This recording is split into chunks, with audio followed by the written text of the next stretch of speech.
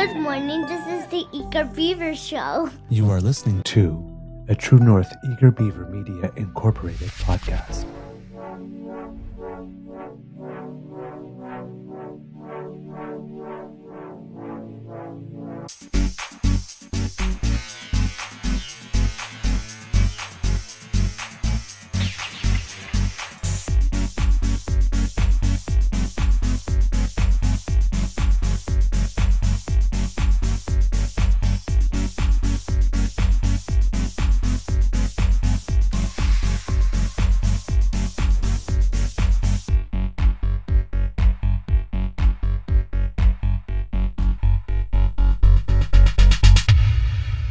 The True North Eager Beaver podcasts are proudly brought to you by our founding sponsors, the Miss V Mysteries from Corvid Moon Publishing, your source for science fiction, fantasy, and cozy mysteries featuring a broad diversity of characters. PsychicTarot.ca, book your tarot reading and unlock your spiritual journey. And the Pepper Master, hot pepper sauces made from farm-fresh ingredients to thrill your taste buds and expand your mind.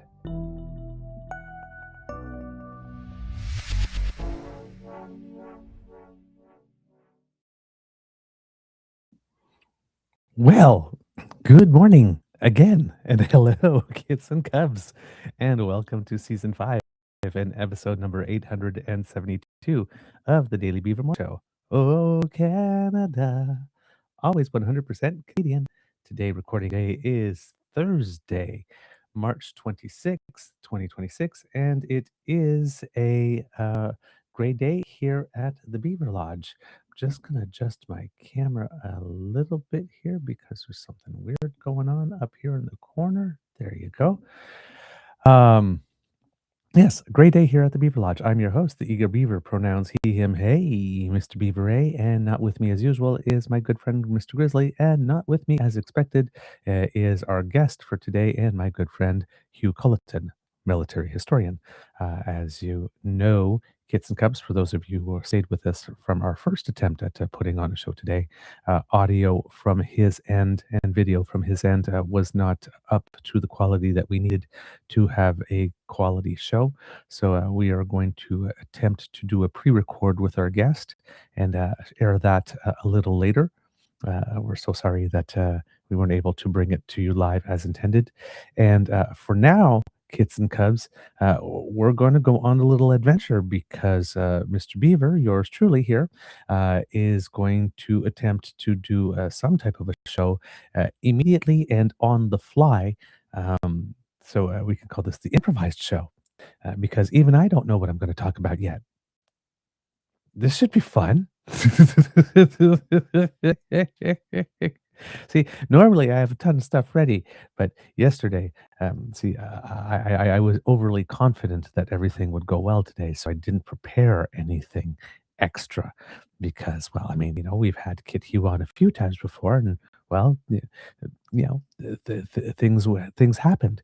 So, yeah, we're going to have an episode with Mr. Beaver, uh, basically trying to create one as he goes, and we'll see how that works out.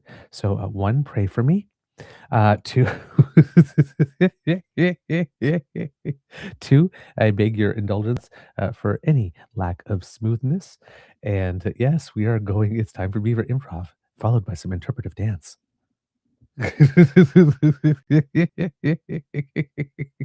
But hey, you're here and I'm here and I love your company. And well, I hope you at least moderately enjoy mine, given that you keep showing up. Thank you for that, by the way. And we'll have some things to talk about. We'll have some things to talk about. How's my mental health doing today? Well, when we did it the first time, very fine. Because, as I told you, we won in curling, especially in two-person stick, the league in which I have been playing atrociously all season long. But we are getting ready for the playoffs, and we have a good draw, so we have our fingers crossed that we might actually be able to get through round one. And who knows? Maybe we're just going to finish strong. Yeah, lull everybody into a false sense of security all year long. Oh, they lost their edge. They're not as good as they were last year. And then come into the playoffs and boom, and then pretend that that was the plan all along. Yeah, yeah, that's it. That was the plan all along. It was all part of the strategy, which would be a little more strategy than perhaps has gone in to what the United States is doing in Iran. Just saying. But I will save my Iran stuff that I've accumulated for our conversation with Kit Hugh because there's a lot going on. And right now, we will um, stick to domestic stuff for the moment. And I see that you have some questions here in the chat for Kit Hugh. Please do ask them. I will try to note some of them over the course of the show and put them aside for our conversation with you so we can get more fulsome answers as well on those. All right. Ooh, I have interesting hair today. It's deciding to do whatever it wants. Ah, okay. It's the headphone that has put them in a very weird position. There we go. Okay, kids and cubs. Let's see. Reach into the grab bag and see what we have as news.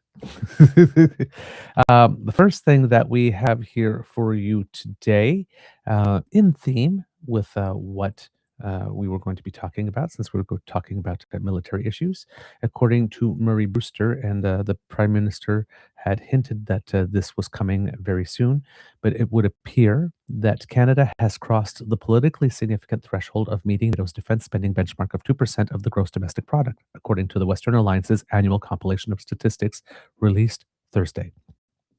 So basically, we had reached it, but the Prime Minister said we will be reaching it.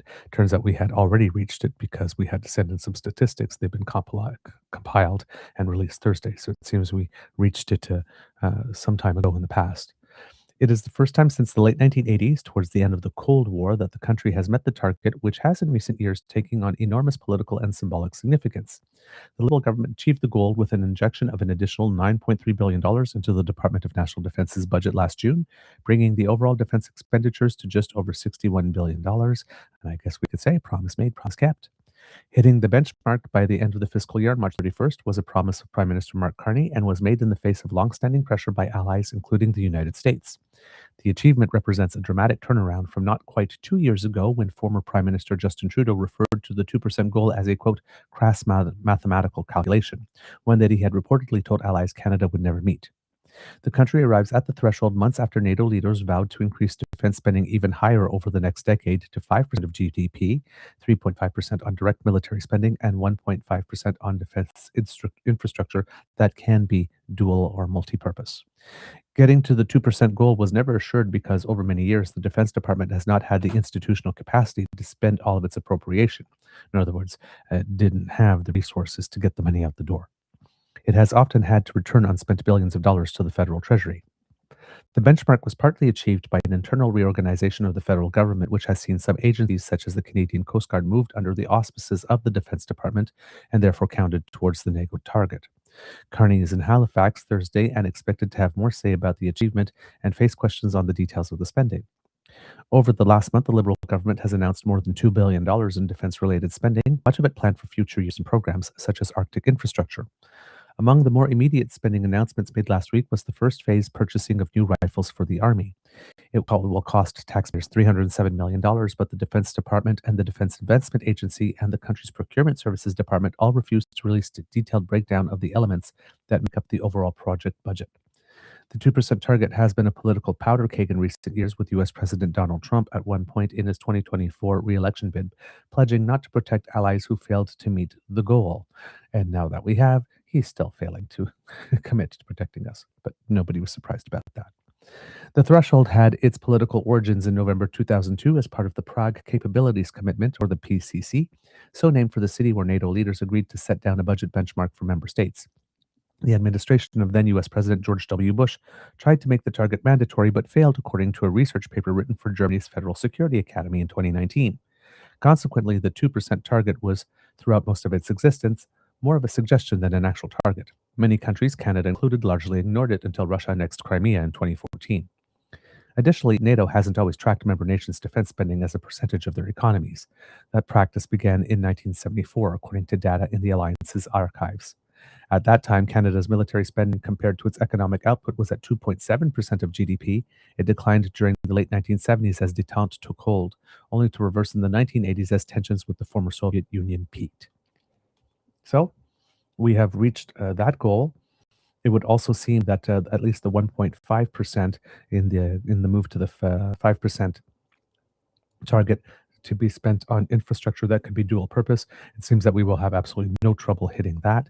So the main heavy lifting will be getting from the 2 to the 3.5% on defense spending specifically.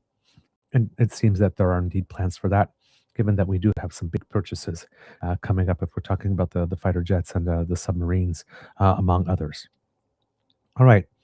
Um, the second thing that may have been across the news was the fact that we talked about it, I think, a little bit yesterday. The CEO of Air Canada, Michael Rousseau, uh, the controversy about him sending a condolence message, not only to the family, but to everyone who was affected. And I'm sure as a CEO of the organization, he too is somewhat affected, but in English only. After learning the identity of the two pilots, and one of them being a francophone, um, and Air Canada being a crown corporation, has a leader that should be able to communicate in both official languages. Uh, there has been politicians have decided to get involved in this. It seems that Michael Rousseau will be called to the committee, I think, on official languages in order to be able to explain himself, which is something that should happen in this particular case. But there are a whole bunch of politicians getting involved and pundits in various aspects. Now, there is a political context to this. Of course, we have a by-election happening in Terrebonne on April 13th, and this is no matter where you sit on this thing, right? Um, this is a slight, right? If we get out of politics for a second and just engage our empathy and our basic human decency, right? If you put yourself in the shoes of those who are grieving, right? You've just lost someone in a very traumatic, tragic, and very, very public way, right? There's video of the crash. I mean, you're not seeing into the cockpit, but you see how it is. They die. Both pilots are being considered heroes because of some very quick maneuvers they are alleged to have done uh, on the runway, I guess, where they were landing, so that things would not be worse. But they too, them two lost their lives, and there was a flight attendant that was strapped in who actually got ejected from the plane, and she was still strapped into her seat when she was found about 100 meters away from the plane. One leg broken in several places, but miraculously she survived. Um, there's a lot of people that are distraught, but I ask you to put yourself in the shoes of those who are grieving, right? And that particular pilot, the one who was francophone, and then they receive a message of condolence, not even in the mother tongue of the deceased, from the leader of a crown corporation in a country that is allegedly supposed to be officially bilingual.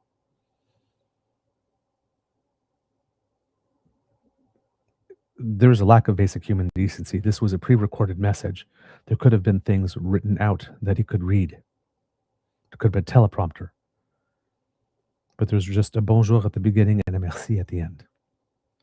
Now, you've got like François Legault, who are demanding the resignation of the CEO for not knowing French well enough. Now, there's some context to that too. He was called in front of, he delivered a speech, I think at one point, I think it was around 4 or 5 years ago, in which, in a 26-minute speech, he only delivered about 20 seconds in French. He was criticized for that. He said that he would be taking lessons. He was also criticized for being asked how it is that he could be living in Montreal at that time and not speak a lick of French, and he said, well, he just didn't need it, I guess, in the circles he was traveling in, and that type of stuff. So he said he would commit. So as the CEO of Air Canada, with all the resources available to him possible to be able to learn, we are 4 or 5 years later, and he claims that he does not have a quality of French that was good enough to be able to deliver words of such importance, given the context, uh, in a way that would transmit his true feelings. After 4 or 5 years of allegedly taking French lessons, I find that very hard to believe. Number one. Um, and apparently there was someone else at Air Canada that was asked, spokesperson says, like really they couldn't even like put something on a piece of paper on a teleprompter for him to read, and the answer is like no, his French is not even good enough for that. After 4 or 5 years, allegedly. So you have people asking for his resignation. Again, not sure if this is a resignation requiring offense, but you can make a case for that. Um, and there are other people that are rushing, rolling their eyes. Oh, for fuck's sakes! Oh my god, I can't believe this. Why are you making this about official bilingualism? This can take a back seat. It's a tragedy and all that kind of stuff. And I've just disconnected their empathy and their basic human decency. They just cannot put themselves in the shoes of a family that would receive condolences. Again, not in the official language of the deceased, from a Crown corporation, from a CEO who's supposed to be bilingual in a country that is supposed to officially have bilingualism when you live in the province of Quebec. It's a clear lack of basic human decency.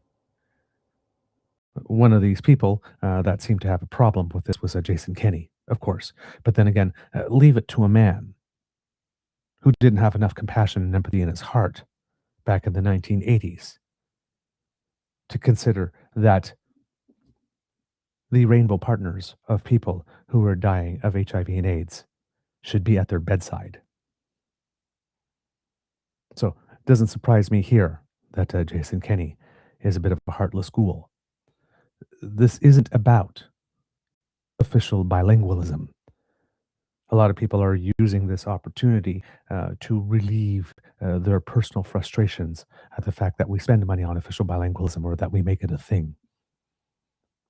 It's not about official bilingualism. It's about compassion, empathy, and basic human decency.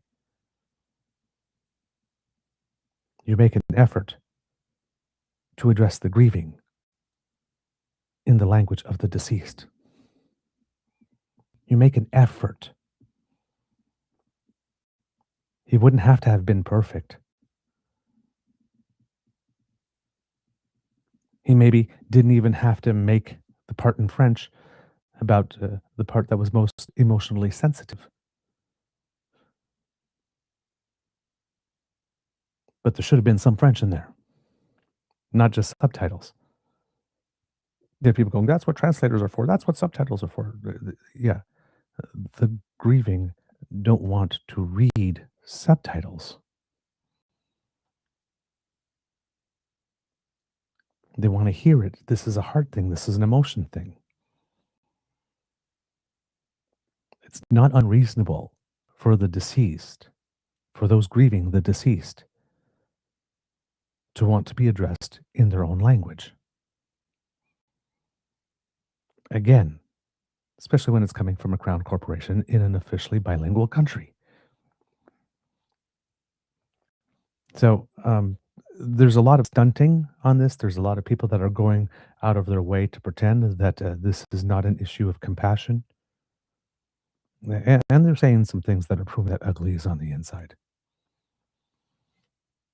So it would seem that François Legault is among some of the politicians calling for the Air Canada CEO Michael Rousseau to resign. This is a multi-partisan thing. It's not just a CAQ or a PQ thing. Um, On Wednesday, Rousseau issued a statement reiterating his condolences to the victims' families and apologizing for not being able to express himself well in French. Quote, I'm deeply saddened that my inability to speak French has diverted attention from the profound grief of the families and the great resilience of Air Canada's employees who have demonstrated outstanding professionalism despite the events of the past few days. Despite many lessons over several years, unfortunately, I'm still unable to express myself adequately in French. I sincerely apologize for this, but I'm continuing my efforts to improve. In an email to Radio-Canada, the Commissioner of Official Languages confirmed it has received a total of 795 complaints as of 1 p.m. on Wednesday concerning the video message. And as I mentioned before, this isn't the first time the committee has fielded complaints related to Rousseau in 2021.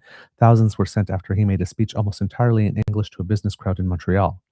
Rousseau admitted at the time that he'd lived in the city for 14 years without having to speak its majority language, and this was, quote, a testament to the city of Montreal. He blamed his work schedule for not allowing him the time to learn French. In response to the backlash he then faced, Rousseau wrote a letter to Air Canada employees in French saying he had started courses with a private tutor. Quote, if he still doesn't speak French, Legault said Wednesday, it's a lack of respect. Montreal Mayor Soraya Martinez-Farada said Rousseau failed in his task and lost the respect of francophones. Rousseau has been summoned to Ottawa to explain why he spoke only in English in his video address. He was also summoned in 2022 for his English remarks. Quebec Justice Minister Simon Jolin Barrette said it's unacceptable. Quote, it's not the first time, it's not the second time, it's the minimum the third time. Game over, he said in English to reporters at the National Assembly. Jean-François Roberge, Quebec's Minister for the French language, believes Rousseau should apologize. Quote, he has to say that he will respect Quebecers and French-speaking Canada. This is not about respecting Quebecers and French-speaking Canada, it's about respecting the family. Yes, as a broader issue that the CEO of a crown corporation that, offers services in French and has people a whole bunch of other staff that speaks in French and all that kind of stuff should be able to speak French, absolutely. But this particular thing is in between those who are grieving the deceased and the CEO of the company. All of us just got to witness it, right? But uh, it's not our family and it's not our tragedy. It's not our place to have opinions. It's how the message was received by the grieving, and they were not impressed. You deal with those who are hurt. It's not the moment to rush in and stunt for clicks or donations. The two contenders running to replace Legault as premier and leader of the Coalition Avenir Québec also weighed in on the language controversy. Bernard Drinville posted on X saying he agrees with the premier Rousseau must resign. His leadership rival, Christine Fréchette, also called for Air Canada's board of directors to remove Rousseau from his position. Quote, we cannot have an important CEO for this kind of company that doesn't respect the bill for official languages, she said. Other Quebec Party leaders were not as willing to wait for change. Quebec Solidaire co-spokesperson Rue Bagazal said the fact that Rousseau didn't even make the effort to read a message written by his team in French after one of his francophone employees died was disrespectful. That is true. Quote, what he said 5 years ago is a joke. He wasn't serious. We have the proof now, said Gazal, citing Rousseau's former promise that he would learn French. She also spoke to the fact that immigrants to Quebec, like our parents, are asked to learn French 6 months after they arrive. Yes. Yet Rousseau has lived in Quebec for much longer, she pointed out, and still hasn't learned the language. For her, these two standards are unacceptable in our society. And that's a particularly good argument. Quebec Liberal Party leader Charles Milliard echoed that sentiment, acknowledging that it's hard for immigrants to learn French in 6 months, but Rousseau's time spent living in Quebec means we could do better. And again, considering that he has all the means available to him, supplied by the company to be able to learn it. He doesn't have to pay for this out of pocket. Parti Québécois leader Paul Saint-Pierre Plamondon made the case that this situation is further evidence of Quebec's need to be independent. So here's what we're talking about. So like taking some stuff and spinning it out. He's not necessarily calling for him to resign, but he's doing that thing that Paul Saint-Pierre Plamondon does, right? They will never understand us. They will never get us. They will never really respect us. And he's feeding into that narrative. Quote, to all the people who think there's a legitimacy to have French as an official language and that companies should respect that, there is a solution. I invite everyone who thinks that the specificity of Quebec in terms of the French language that should be respected to vote for the independence of Quebec, because that's what normal countries do. They have an official language and people learn the official language. Yeah, Monsieur Saint-Pierre Plamondon, not the time. Just not the time. In a statement late Tuesday, Air Canada said Rousseau chose to speak in English to ensure his message was received as clearly as possible given the emotional circumstances. Quote, Mr. Rousseau felt it was important to personally address our customers, our employees, and those of Jazz, their families, and all those affected in any way. He therefore recorded a message before leaving for the crash site. Despite his efforts, his ability to speak French does not allow him to convey such a sensitive message as effectively as he would have liked in that language. We have therefore used subtitles to ensure everyone can receive his message directly. The statement added that any information about the collision Rousseau gave in the video was also posted online in both official languages. In an updated statement Wednesday, a spokesperson reiterated Rousseau's desire to speak in person and promptly offer our condolences to the families and convey our messages to customers and staff. Unfortunately, he does not have the necessary skills to deliver this message in French, so it has been provided in the available format with French subtitles, the statement reads. A company spokesperson did not respond to whether Rousseau would remain in his spot. Um, Now, when I say I'm not sure that this is a firing offense, on its own, I'm not sure it's definitely a PR disaster. But when you add everything together, the fact that this is pretty much its third strike, that whatever efforts he is making or he alleges to have been making is not paying off, um, that, um, you know, he was given a text in French that he could read and decided not to. Um, that he, if he was worried about the sensitive part, what they say here is that any information about the collision Rousseau gave in the video was also posted online in both official languages. He could have given that information in French, which was not the emotionally sensitive part in his video, instead of that part. There were lots of other decisions that could have been made. There's a lack of judgment, there's a lack of discernment, there seems to be a lack of commitment, a lack of follow through, and it's sustained over a period of 5 years, right? And if you put it in the overall context that Ms. Gazal pointed out, that immigrants that are coming to Quebec are now forced to learn the language within 6 months, or else they can't even access services in a language other than French after that point. There really is no excuse for someone who's had, 14 years at the time, based in 2021 or 2022, an extra few years with that. Uh, all the French tutors he could possibly want at his disposal, and the budget of a crown corporation to be able to pay for them. And the backing of the government of Canada, who would really like for him to be bilingual, and the encouragement to be able to do it and still not having done it. That altogether could be indeed a resignation offense. So that's what's going on. But there are a whole bunch of people here involved who have chosen to insert themselves in this debate. The Brian Lillys, the Jason Kennys, um, uh, often frequently conservatives, who just seem to have an anti-French thing and make a whole bunch of comments. Jason Kenney, in particular, after making a first comment that was not great, let's just say, then decided to keep digging because apparently he felt the need to be right about something, anything, and yeah, just decided that he was going to keep going. Um, Definitely not. How do you put it? Not kind. Not kind. Um, don't remember what his first one is. Trying to see if I can find it here for you, kits and cups.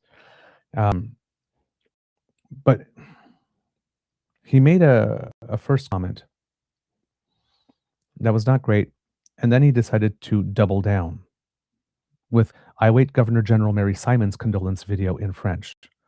Why would she have to deliver a condolence video?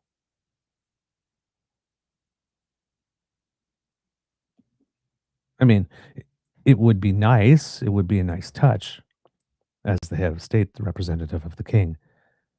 It would be certainly a lovely touch, but it's not obligatory.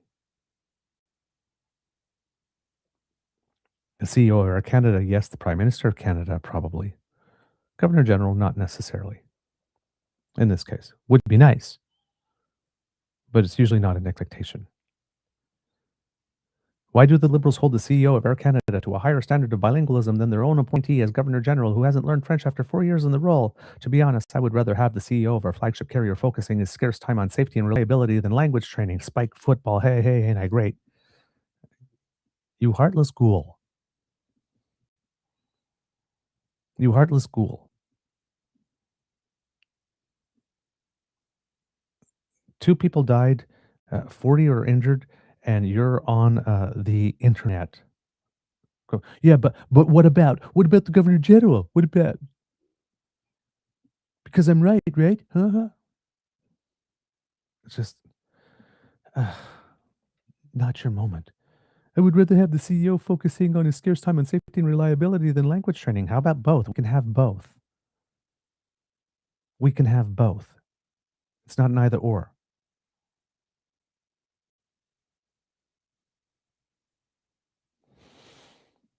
And the issue of safety and reliability here was not on Air Canada's part. The pilots did everything right.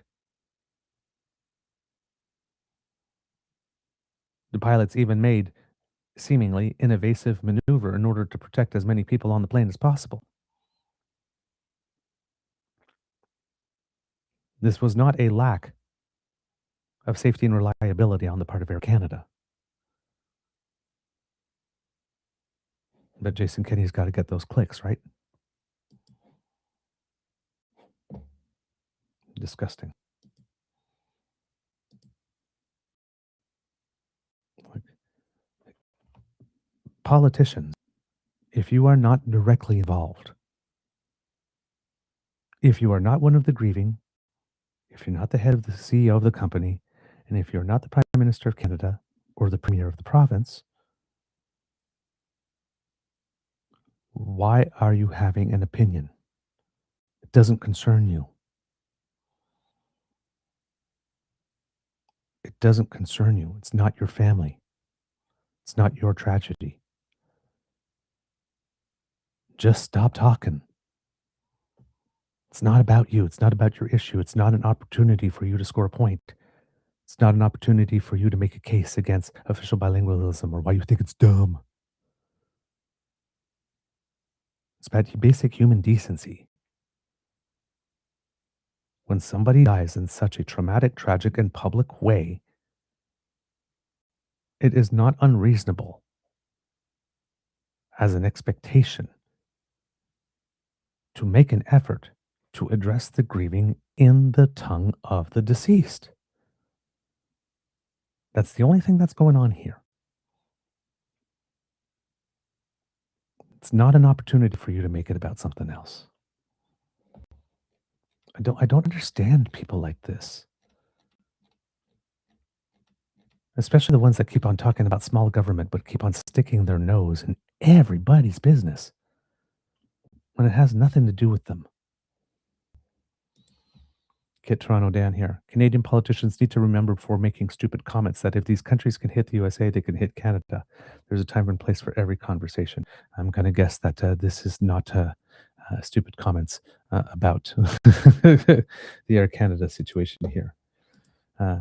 Kit Saucy. Crashes are always multiple factors for the cause. It's never just one thing.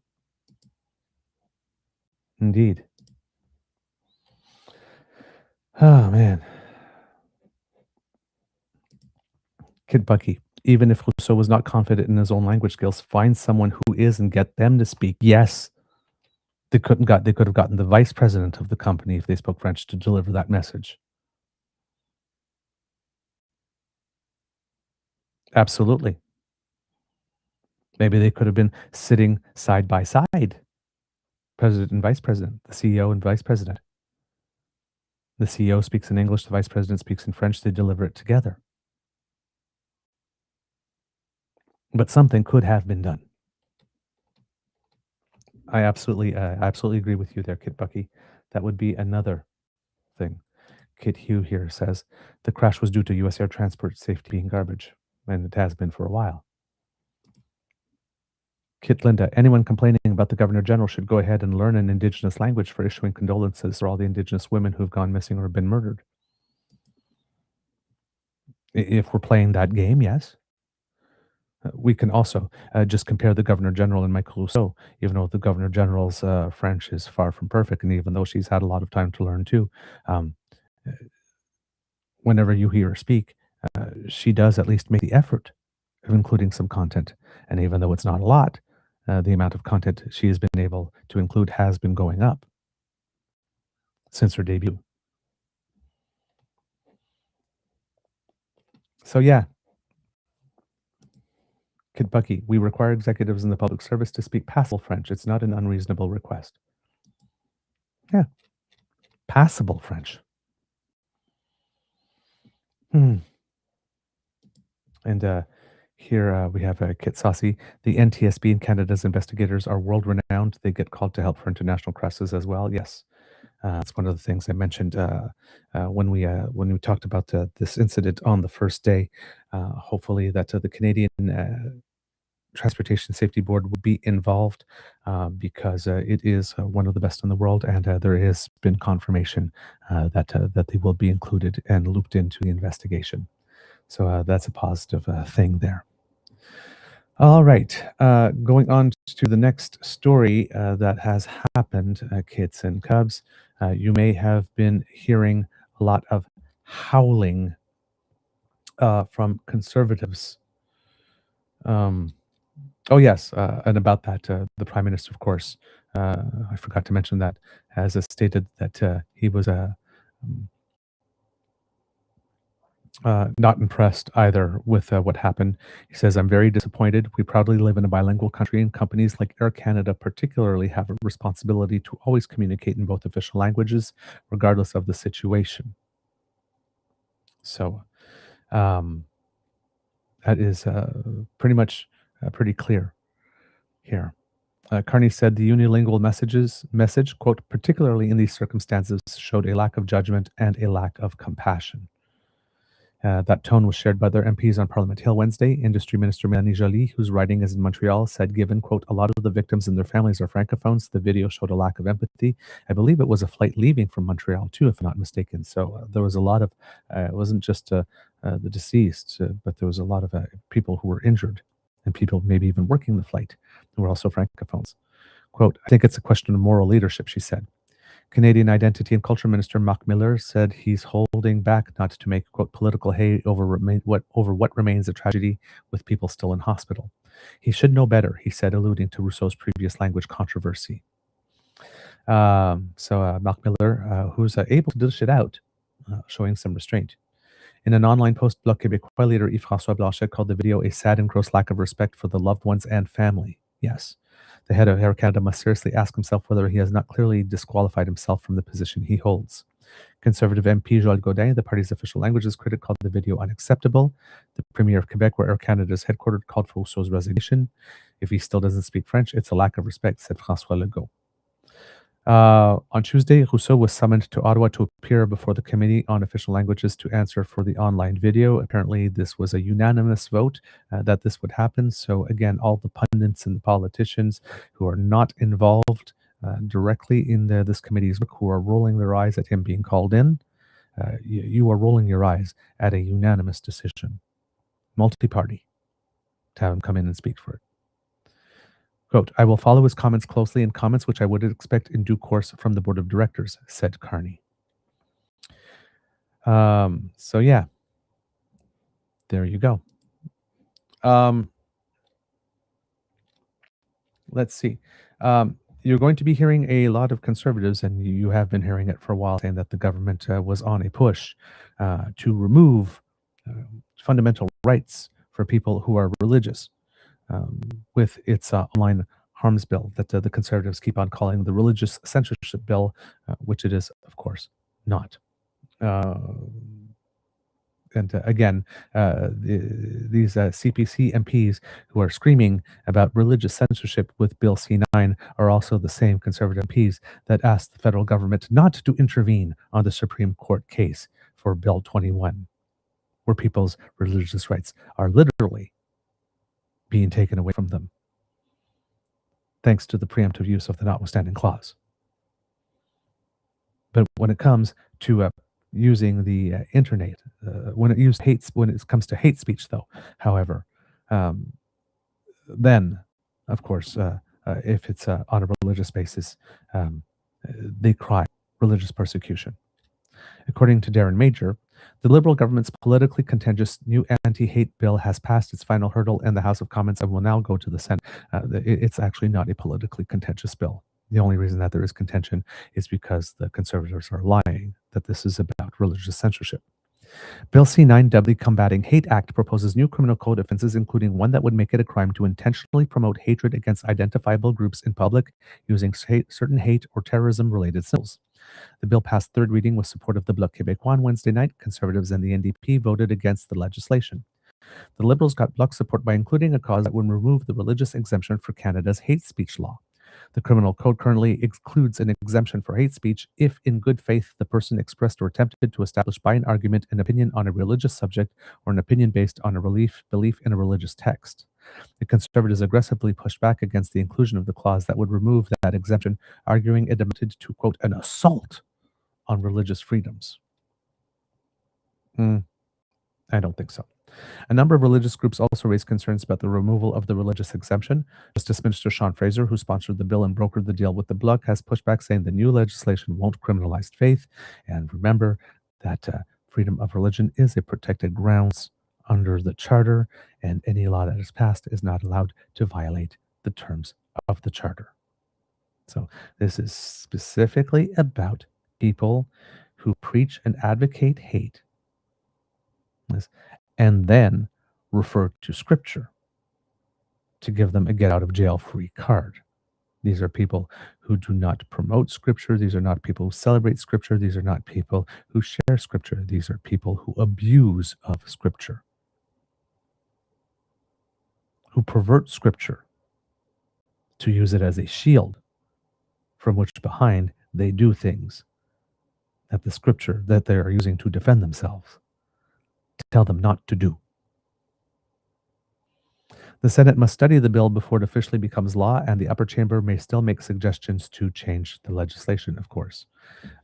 So that happened, but it seems that the bill has gone through the House and will be debated in the Senate, and we'll be waiting for royal assent. So again, you're going to see Conservatives tie themselves in knots and nail themselves to crosses, trying to pretend to you that something that is not happening is what's happening, that we have a inherently anti-religious government, particularly when it comes to Catholics, the most persecuted Christians, the most persecuted of all. And that's going to be a terrible thing if we leave this in the hands of this prime minister who, at the same time as the Conservatives are claiming this, is being criticized for having attended I think it was the National Prayer Breakfast that took place on Monday. Now, how would you put it? I have no problem with politicians attending a national prayer breakfast, even though, again, I'm not particularly religious. I understand that there are many people in my country who are, and they have that right, and I fully respect that right.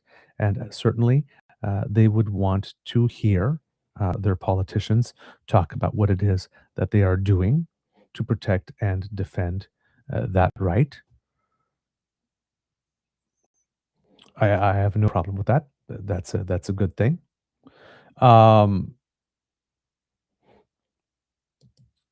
What I have problems with is in the case of Danielle Smith. At one point, she had an advertisement that she was going to attend the prayer breakfast or something of the sort, which struck me as a little weird because as a politician, you're supposed to represent everyone. So you're supposed to represent those who are religious, those who are not. And when you are representing those who are religious, well, then you should be representing everyone who's religious, particularly in a multicultural, multi faith, pluralistic society, right? Uh, you should not be going, if you're going to a Christian uh, breakfast, um, then you should also go to a Muslim breakfast and a Hindu breakfast and whatnot. Or you could just go to a prayer breakfast in general, if that is supposed to include everyone. But going to one that is just of one religion seems a little weird, or promoting that one seems a little weird and a little outside the scope of the duties.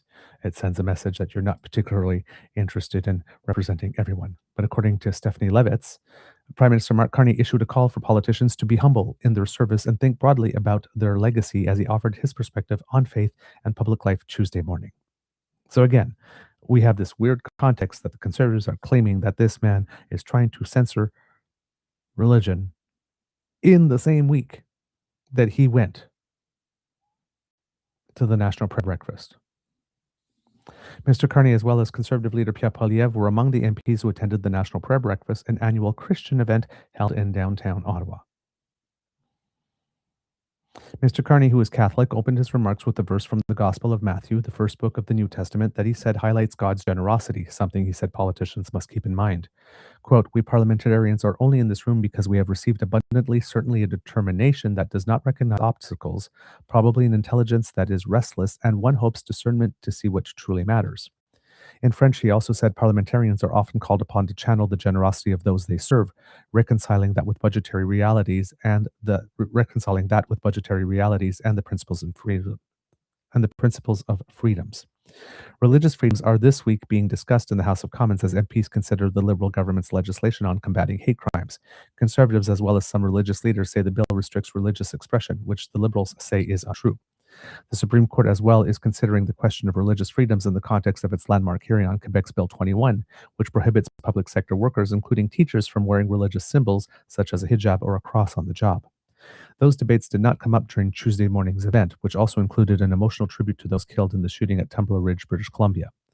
Though Mr. Carney opened his remarks with Christian scripture, he closed with what he said was a nod to the Roman philosopher Marcus Aurelius, of whom Conservative leader Pierre Poilievre is a devotee. Be humble, however grand you are today, or may become tomorrow. You too will be forgotten, Mr. Carney said. With the centuries, our names become puzzles, but our generosity can live on as an example that multiply through the values in the service of others. In his own remarks, Mr. Poilievre reflected on a phrase from the book of Hebrews that he interpreted as leaders always needing to be on their best behavior as they walk into the House of Commons. Oh, Lord. Pun intended. Quote, "We will be held to account by our fellow parliamentarians, not out of vengeance or out of meanness, rather out of determination to hold ourselves to the highest possible standards for the people who are witnessing us, the people we serve, the common people," he said. Mr. Poilievre was raised Catholic, though unlike Mr. Carney, he is not known to regularly attend services. The Prime Minister last week was in Rome, where he attended a private concert at the Vatican's Sistine Chapel. The event was organized by the Genesis Foundation, led by an American-British financier, John Studzinski, also a Catholic who has known Mr. Carney for years. In 2025, Mr. Studzinski published a book on a theme similar to Mr. Carney's remarks Tuesday, generosity. Mr. Carney contributed a promotional blurb for the book. So yeah.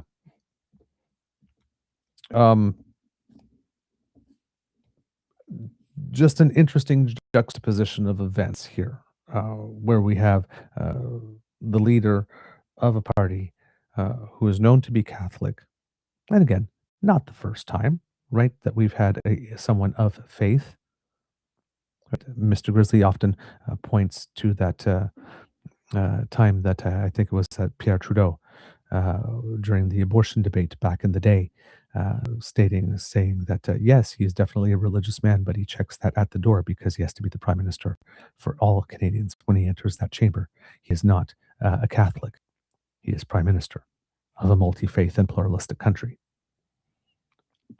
Some people from the Liberal Party stated that Mark Carney was attending the event in his personal capacity, not as prime minister. I don't know how you do that when you are the prime minister. Yeah. Everything you do is something the prime minister does when you're a prime minister, at least in the public eye. So, um,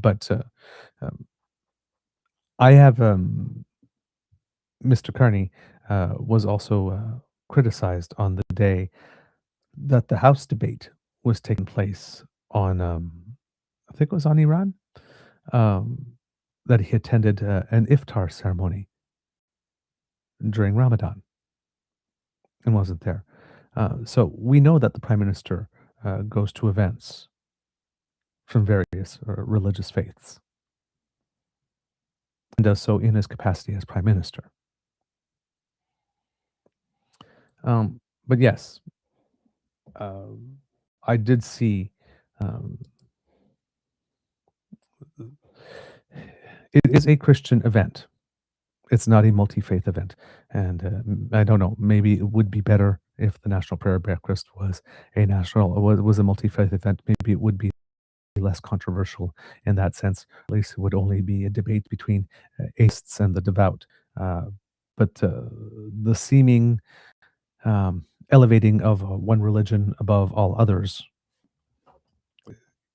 in 2026, again in a pluralistic country, is something that I personally am uncomfortable with. But again, as someone who is not particularly of faith, who am I to tell people how to live their faith? So long as my elected leaders, I see them reaching out to members of all faiths and going to their events and not using legislation as a way to confer advantage or extra privileges on one faith over another, or on faith over those who do not, who choose not to have one, is where my concerns are. Anything after that, um, for me, is a matter of personal practice at that point on. But you can't be using that. So, does it bother me that they attend? Not really, because I get it. Uh, but it would, if I had my druthers, a national prayer breakfast would definitely be a multi faith event rather than just one. If I was prime minister and I would prefer to go to a multi faith one. Because if I had to go to a national prayer breakfast for every religion that's there, uh, that would be several dates on the calendar every year. Also, it just might be a simplification thing here. Um, but yeah, just the juxtaposition of criticizing him on one front while he is clearly displaying that that is not the case on another, and that the conservatives don't seem to care about the dissidents is really interesting. Um, all right, let's see what else do we have here. It seems that there is a thing in Ontario, Doug Ford, who's flooding the zone with announcements and opinions and stuff like that because things are not going very well for him with regard uh, to um, legal issues. Let's put it that way. With regard to his personal phone records, had another announcement here that the province is planning to temporarily remove the carbonized sales tax for buyers of new homes. Premier Doug Ford announced the plan Wednesday at a news conference in Mississauga, saying the full 13% tax will be removed for new homes valued up to $1 million from April 1st, 2026 to March 31st, 2027. For homes valued up to $1.5 million, the temporary measure would see them qualify for the maximum $130,000, decreasing proportionally to homes valued at $1.85 million, which would qualify for a $24,000 rebate, said the release. The rebate will be included in the upcoming provincial budget. Quote, for too many families, the dream of homeownership is being pulled out of reach by high costs and economic uncertainty, said Ford. Taxes, development fees, and other costs add hundreds of thousands of dollars to the cost of a new home, he said. This could stimulate an additional 8,000 housing starts in Ontario next year, supporting up to 21,000 jobs and boosting Ontario's GDP growth by $2.7 billion, said the province. Ford repeated ahead of the budget his government, quote, will never ever raise a tax. Sure. Government doesn't have an income problem, it has a spending problem, he said, adding the province is laser focused. Yeah, the spending problems that it spends on stuff like tunnels and whatnot rather than healthcare. sir, or buying out beer company contracts 1 year earlier so he can get booze out earlier in order to get a couple of boost of public opinion points in the poll. That would be a spending problem. Or signs deals with a company that purports to bring a spa without doing any due diligence or background work on the company with whom they're going to enter a contract. Or settles with Elon Musk for Starlink, but doesn't tell us how much for how much. Or pulls out EV chargers that were already installed, only to have to then reinstall them again a couple of years later. Or gets rid of laws that were in place, only have to put them back in later because, oh, that's why we built that fence. Yeah. Or uses his private phone to do government business and then forces us to pay for court fees to get him to be transparent.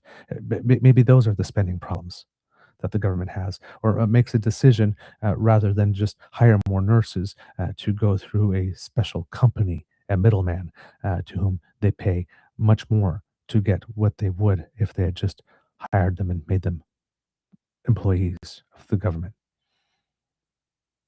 Or by funding private care hospitals rather than just keeping our surgical rooms open 24/7 and paying the staff that are already there overtime or a higher wage to work at nights and do those knee and hip surgeries. Maybe those are our spending problems, Doug. This announcement comes after the provincial and federal government's existing HST rebate for first-time buyers of new homes valued up to 1 million. If he were a potential homeowner, he would buy a new home and do it right away, said Ford. Please get everything together. You have 1 year. Talk to your bankers and start buying the homes, he said.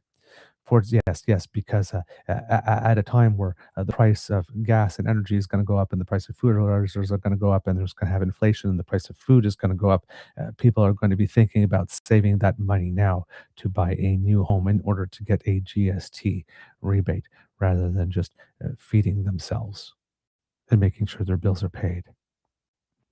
Ford said the announcement was like a large retail sign that said 13% off that, and people are hungry to get into that market.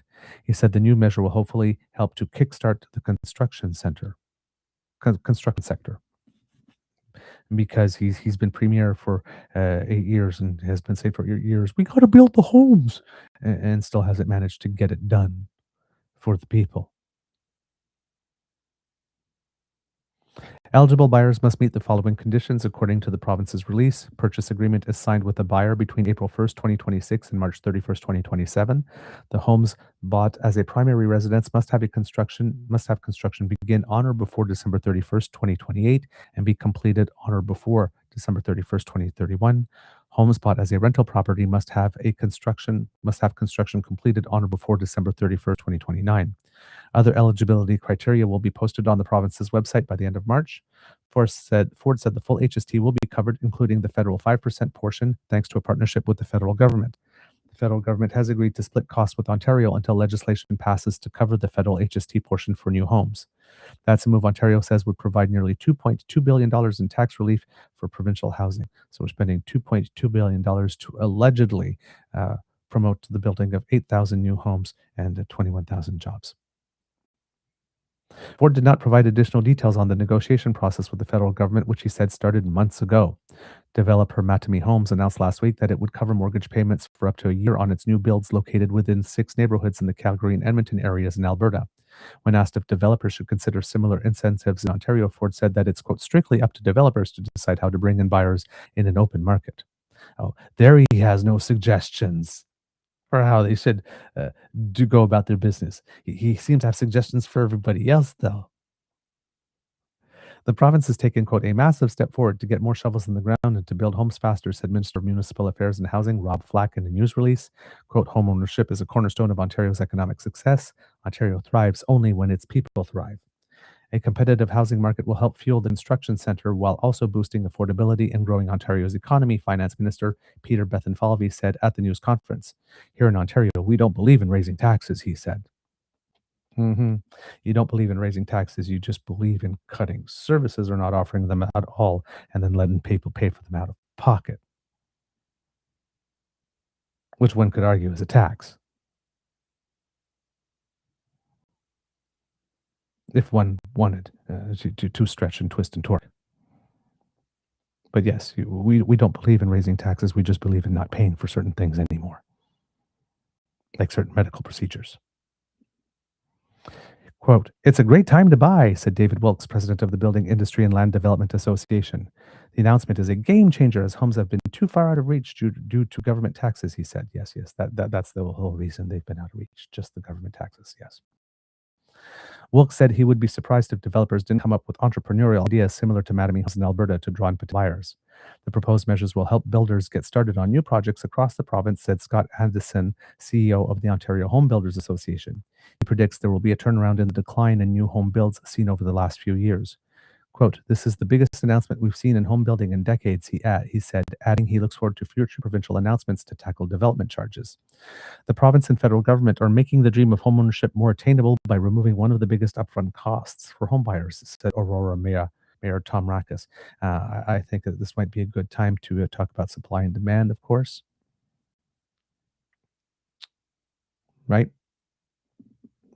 If you make the homes cheaper and more people enter the market, but then you don't have the homes, what does that scarcity do? It makes prices go up. He said municipalities have been doing their part to create more housing, but cannot solve the affordability challenges alone. The proposal, quote, "is the bare minimum," and was rejected by Ford when the Ontario Liberals proposed it 6 months ago, said Liberal housing critic Adil Shamji in a statement Wednesday. Doing it for just 1 year falls below that minimum. He said it's too little, too late, and not a cause for celebration. It's a gimmick. Shamji said the province would need to build 175,000 homes every year for the next 5 years to reach its goal of 1.5 million new homes by 2031, a goal that the Premier seems to have abandoned, and so has the Minister of Housing. Saw an interview with him on a Power and Politics the other day, where he was asked about that specifically point blank, and he was sort of, well, you know what, I'm not focused on a 1.5 million number. I'm just focused on getting things started. Yeah, in other words, you're not going to hit that target. You never were going to hit that target. You have never even really made an effort to hit that target for real. So yeah, for 1 year, get your stuff together now. Most important purchase of your life, probably. Gather all your stuff together now. We got a GST cut for just 1 year. Apparently, Doug Ford is doing another thing with regard to condos. He's set aside a certain amount of money. I have a feeling it was. I don't know why it was something like $3 billion is the amount. Thought that's the number I have going around on my head, but don't quote me on that. But apparently, yeah, there's a fund that Doug Ford is creating because people are not buying condos at the rate that is needed, and therefore Doug Ford is making some money available, I'm guessing, to allow those condos to be bought and then turned, I guess, into a rental.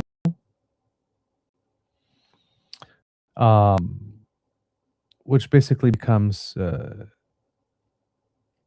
subsidy for these corporations and doesn't do anything to make things less affordable, more affordable, I should say. That's not 3.1, that's 1.3. There we go.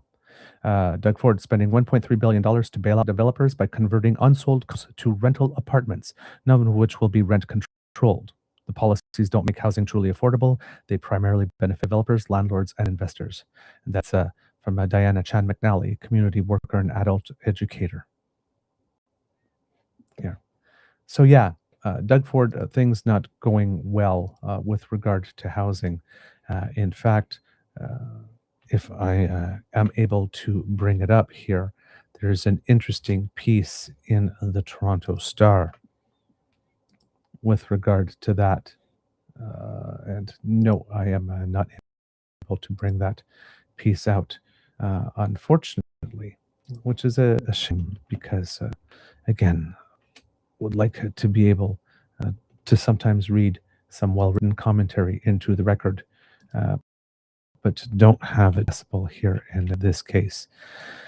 God, I hate paywalls.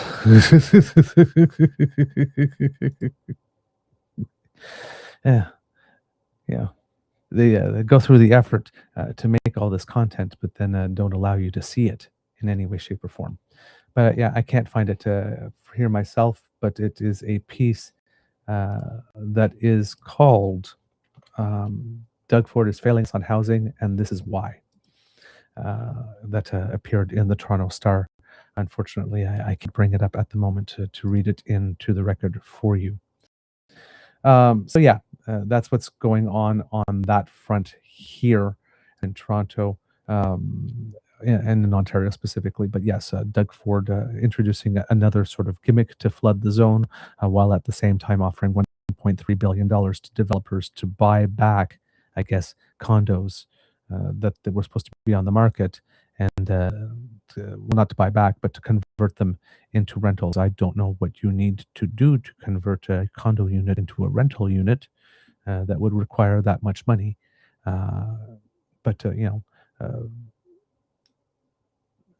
those units could have just been left on the market as a rental unit or to buy, and just have the price of them go down since they couldn't be sold, have the prices lower and lower and lower until they could be sold for them to be more affordable. Or if they are being converted into rental apartments, I don't know why the developers need that money, because when it's a rental, it's an ongoing revenue stream. Why not use that $1.3 billion to make those condos that are now going to be rental units more affordable with lower rents? But he would rather give the money to the developers. But we already know that about Doug Ford. That's an established. It's something that we know to be true about him. It's been very well procedure. According to Rafi Buchanan, because we talked about the Auditor General this week having had some things to say about our immigration system, particularly the system and the program taking care of student visas. When there were, as we learned from her report, there were ways for people to let immigration, refugees, and citizenship Canada know that certain students were not complying with the terms of their visas, but when that information was getting to IRCC, they were not investigating, not following through with investigations, closing files after 2 attempts to reach someone, and someone decided not to communicate with them rather than following up. And when they were receiving from the university some information that people were not following their courses, or when they had received information that some of the documentation used for the permit to be issued, that documentation wasn't necessarily up to snuff, they didn't do anything with that information. It is gross mismanagement. You don't have to be a conservative in this case to realize that this is gross mismanagement, and that if we do have some policies, they should at least be informed. And when you establish a system that's supposed to give you a red flag on someone, and you get a red flag, that you should follow up on that red flag. Right? You don't have to be a conservative, and you certainly don't have to be anti-immigrant to say that we do have laws and procedures, and when they're broken, that they should be followed and that the rules should be enforced. And they are not. And they're grossly not being enforced in this case. At the time where we had this influx of student visas, Sean Fraser, who's now the Justice Minister, was indeed the Minister of Immigration. So he had some comments the other day. This is, again, according to Rafi Buchanan of CBC News. Justice Minister Sean Fraser, who was in charge of immigration during some of the year's Auditor General Karen Hogan found instances of fraud in Canada's international student program, said with hindsight he would have acted sooner to fundamentally change it.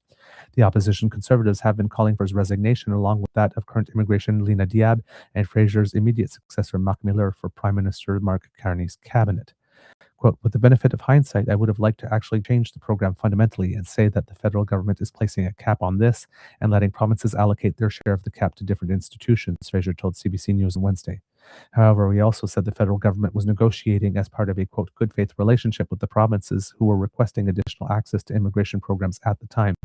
As we mentioned when we presented the clip from Rob Russo, I heard him on another program specifically also mention that when those mostly conservative premiers were crying and begging the government to bring in additional people because of the staffing shortage, that they were looking specifically for cheap labor. Just saying. He said those negotiations failed, leading to the federal government placing a cap in January 2024. Fraser was immigration minister from October 2021 to July 2023, succeeded in the role by Miller until March of last year. Diab, a former provincial immigration minister in Nova Scotia, took over the portfolio in May 2025, following a brief tenure by Montreal MP Rachel Bendayan. In a report made public on Monday, Hogan wrote that she, quote, found critical weaknesses in the international student program's integrity controls, saying the immigration department did not investigate or follow up on a large number of high-risk cases. We have the Conservatives here wanting a lot of ministers to go here, trying to make a lot of hay on this.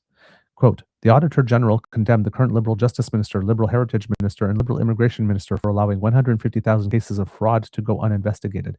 These are not necessarily 150,000 cases of fraud. These are 150,000 flags by the educational institution that the students may not be attending all their courses. And there could be many reasons for that, and not because they're committing fraud, but maybe because their employers were not allowing them to attend classes or go to their exams because they were brought in as cheap labor and being exploited as such. Right? Those 150,000 cases are not all cases of fraud. They were cases that were flagged. They need to be investigated to know which ones are cases of fraud. But for the Conservatives, they're just all fraud. Because, they're foreigners. So they must all be fraudsters, right? That's the Conservative mentality. Quote, will Carney fire them, or will he just continue with the same liberal incompetence? We are investigating 100% of every fraud case since this new government came to office, Carney replied. We have the system under control. Diab's Parliamentary Secretary Peter Fragiskatos said the 60% decline in the number of international students permits granted will allow for greater efficiency as far as the department's efforts to ensure integrity. The system was simply overwhelmed, he told CBC News. I think with the numbers coming down now, it does provide a pathway to ensure the integrity that Canadians expect. On Monday, Diab said in a news conference that the department would start, quote, centralizing and streamlining investigations. She did not directly answer a question about whether the budget for investigations would be increased. It probably should be. Asked about what a centralization of investigation means, Fragiskatos told CBC, we'll see what that entails exactly. So they don't know. It seems that they are a little surprised here. But yeah, when the now Justice says that he would have moved more quickly, however, I'm not hearing in any of those comments that he would have moved more quickly to investigate those situations, but to have put on a cap, which is not, it's part of the issue, clearly, if the system was overwhelmed, but that's not the issue. The issue is cap or no cap.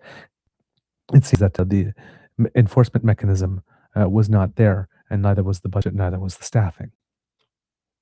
I'm not sure that the cuts that we're doing are sufficient. If they only had the budget for 2,000 investigations, and even they didn't do all of those well, because that's what the Auditor General said. Well, gee, if you're only going to do 2,000 investigations, I would expect that you would see these through completely and have a little zeal when people don't communicate twice rather than just closing the file or deeming it inconclusive. That you would, somebody would actually go there, or the information would be given to someone for someone to actually go physically and follow up. Try to find the last known address. See if they're working somewhere. Go have a conversation. Right? I don't think the cuts in numbers alone make it such that would drop that 150,000 number to under 2,000. So you're probably going to need more people and a better budget. Um, let's see, what else do we have here? We talked about the MOU for the pipeline and how the government of Alberta is not going to be able to meet the deadlines, the April 1st and July 1st deadlines for some of the things that they had wanted. There has been a development, according to Lauren Krugel here. It seems that Alberta and Ottawa have reached an agreement in principle that puts the province in control of regulating its methane emissions, with final rules expected by the end of this year. Regulating methane is one of the key components of the MOU. The federal and provincial governments inked a sweeping accord in November touching on several energy policy matters, including a plan to reach a methane equivalency agreement on or before April 1st, aimed at eliminating the overlap between federal and provincial rules. Canada is strongest when we work together, Prime Minister Mark Carney said in a news release Wednesday.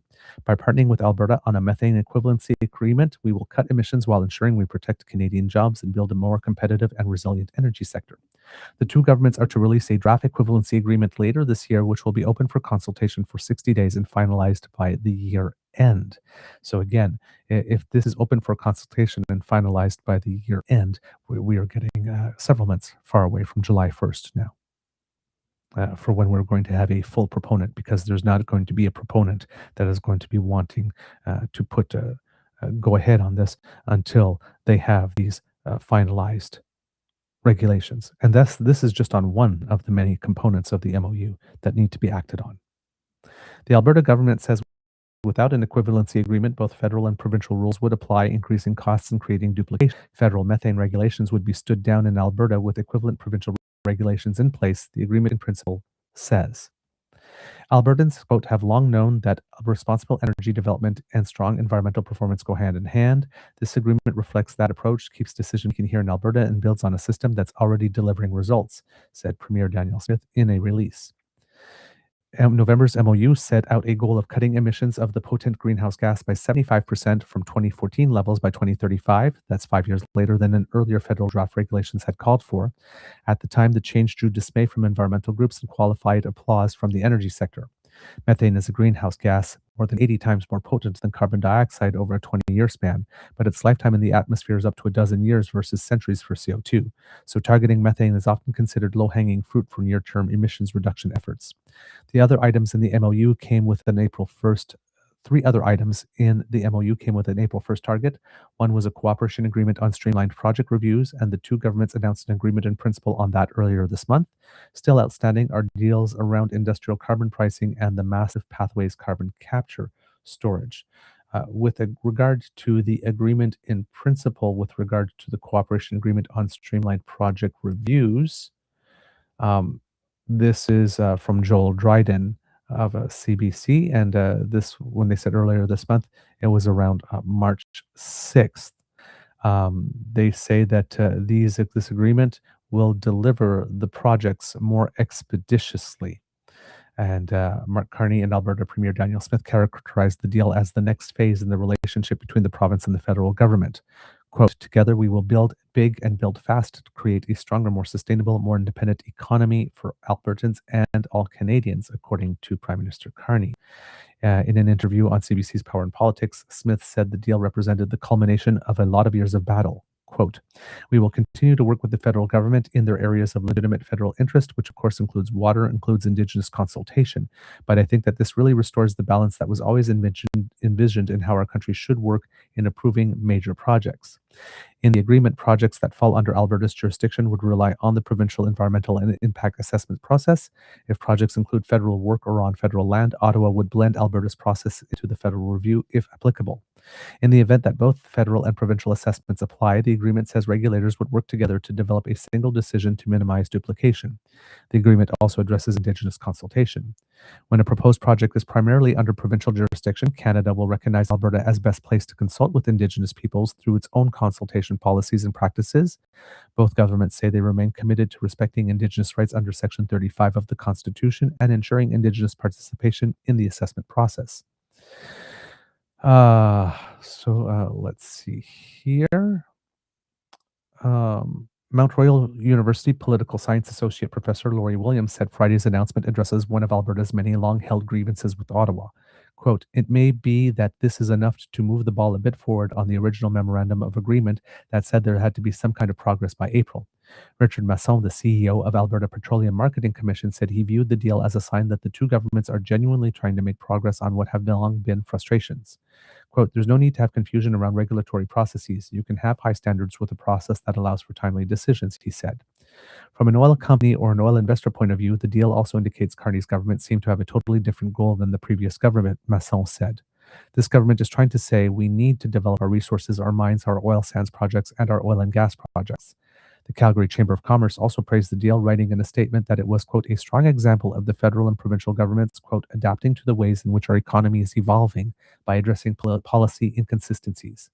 The draft agreement will be posted online and will be finalized near the end of March after public feedback is collected. Similar agreements have been completed between Ottawa and the provincial governments of British Columbia, New Brunswick, and Ontario. So there you go with that.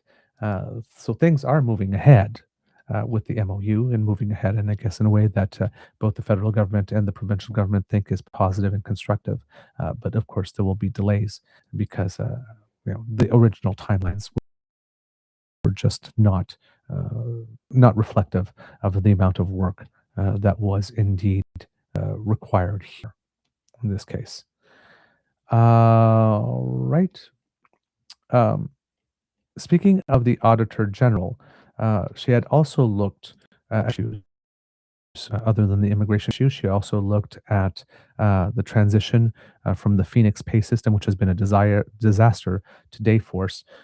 Important piece of context here. You have the Conservatives blaming the Liberals for the Phoenix system, but this was a contract that was negotiated under the Harper government. It was just implemented while the Liberals were in power. But the terms were dictated by the Harper government. So in this one, the federal government is on pace to replace its troubled Phoenix pay system with a new platform, but risks including a backlog and rising costs remain, according to a report tabled Monday by the Auditor General Karen Hogan. The audit found the Treasury Board of Canada, Secretariat, and Public Services and Procurement Canada are managing the pay transformation project in a way that could provide value once it's in place, but it remains in its early stages and isn't expected to be finished for several years. Hogan highlighted slow progress in simplifying complex payrolls, a key lesson learned from the failed 2016 rollout of the Phoenix system. Quote, it's concerning to me that a decade later, there has been little progress made to simplify these rules. As a result, the department is customizing the new Dayforce pay system at an estimated additional cost of almost $4 million per year, Hogan said in a news release accompanying the report. The audit found a large backlog of pay transactions still exist. As of September 2025, more than 233,000 transactions affecting over 133,000 public servants remain unsolved. Hogan warned that if the backlog isn't cleared before the transition to Dayforce, existing errors could be carried over into the new system and undermine its effectiveness from the start. PSPC shifted its approach to managing the backlog, prioritizing departments that are making the move to Dayforce first. While that has reduced backlogs in some areas, auditors raised concern it could worsen delays elsewhere and said the decision to prioritize departments had not been fully assessed. Gaps in how the government is measuring the timelines for pay processing were also flagged in the report. Current reporting rules exclude key details, including the time it takes for departments to provide information. The report found this presents an incomplete picture of how long employees are actually waiting to resolve pay issues. In January 2026, after the audit period, the department accelerated its rollout timeline by about 3 years, aiming to have the departments and agencies replace Phoenix with Dayforce by March 2031 instead of 2034. The report found the changes intended to reduce the cost and complexity of operating two systems at the same time, but warned the shortened timeline could limit time for testing, clearing backlogs, and preparing individual departments for the transition. I guess it would also mean that to clear off the backlog, you would have to hire extra staff to get through it much more quickly if you've got 3 years less to do it. 3 years fewer, I should say. On Monday afternoon, Public Works and Procurement Minister Joel Lightbound said it's clear the system needs to be, quote, error-free before the government transitions to Dayforce.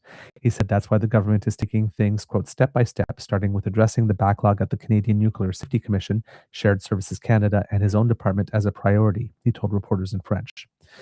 If we look at the last 2 years, there's been a reduction of more than 50% in payroll arrears. I think there's definitely still work to be done. We can definitely do better with regard to the payroll system, and that's what this new system aims to achieve.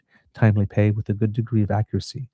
Okay, well, a reduction of more than 50% in payroll arrears over 2 years is not insignificant. It shows that some work is being done. The project's cost was also a concern. Preliminary estimates put the total at more than $4.2 billion, but does not include the cost for individual departments and agencies to transition to Dayforce. The auditor found the government has not determined how it will measure potential savings in the new system. The Phoenix Pay system, introduced in 2016, centralized pay processing for most federal employees, but led to widespread problems, including underpayments, overpayments, and missed paychecks. In the 24-25 fiscal year, the system processed about $38 billion in pay for more than 430,000 current and former public servants. Hogan said addressing longstanding issues, including simplifying pay rules and eliminating the backlog, will be critical in avoiding a repeat of past failures as the government moves towards Dayforce. The audit made 3 recommendations on improving the transition from Phoenix to Dayforce that were all accepted by the federal government. The report is one of 3 being released by the Auditor General on Monday, along with separate reports on RCMP recruitment and reforms to programs for international students. And the only one that we have not talked about yet is the RCMP recruitment portion. And this is brought to us by Catherine Tunney of CBC News, who states that the RCMP has not recruited enough new officers or effectively assigned its members to meet its operational needs, according to a new report from the Auditor General, raising concerns about public safety across the country. Quote, as a result of chronic shortages of frontline police officers, the RCMP faces a higher risk of police officer absences and burnout, which could make it more challenging for the force to prevent and investigate crime, maintain peace and order, and contribute to national security, Auditor General Karen Hogan wrote in a report tabled Monday. Recruitment lags and staffing crunches have been some of the most pressing issues facing the RCMP, which is responsible for what's known as contract policing, the boots on the ground work in most provinces, the 3 territories, and more than 150 municipalities across the country. The Mounties are also responsible for federal policing, the increasingly in-demand core function of the organization, which investigates cases including foreign interference, organized crime, and counterterrorism. Despite flagging recruitment as a top priority since 2018, the Auditor General's analysis of RCMP's data shows that the shortage of police officers has actually worsened in the last 2 years, with at least 3,400 additional frontline officers needed as of September 2025. The report, which covered the period from April 1st, 2023 to September 30, 2025, found the RCMP did not accurately identify the total number of police officers it needed to fully staff the force. The RCMP set a target to recruit 1,280 police officers based on what they believed they could fund and train, Hogan told a parliamentary committee on Monday morning. That number is well short of what they need, and so you're not even aiming to recruit to meet your needs, she said. As of September 2025, vacancy rates were above the force's critical threshold of 7% in 9 of the 11 provinces and territories served by the Mounties. Quote, these high vacancy rates pose a clear risk to the RCMP's ability to maintain operational capacity and deliver policing services, the audit said. One of the known irritants in the RCMP's recruitment process has been the length of time it takes for an application to be vetted. According to the audit, it takes an average of 330 days to process an application, above the RCMP's own 224-day service standard. Quote, it isn't a shortage of interest in the RCMP, said Hogan. Of the applications the RCMP processed during the audit period, only 6% resulted in an offer to be trained as a police officer, because the remaining applicants dropped out of the process. About 15% stopped communicating with the RCMP, 24% were deemed unsuitable, 37%, or their application was still being processed, 18%. So for those, the applications still being processed, let's take those out, and when deemed unsuitable, their applications were processed and they were deemed unsuitable. But the 15% that drop out of the process and the 24 that stop communicating with the RCMP, presumably maybe because they found another job while they were waiting the 330 days for people to get back to them, and all of a sudden we're not available anymore. That's a significant number of people.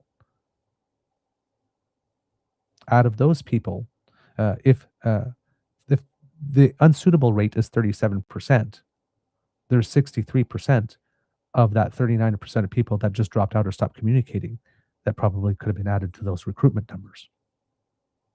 The Auditor General's office ran a survey to dig into those numbers. Of the applicants who responded, the most frequently cited reasons for withdrawing from the process were timing and personal reasons, eligibility requirements such as those related to fitness, or to pursue other opportunities.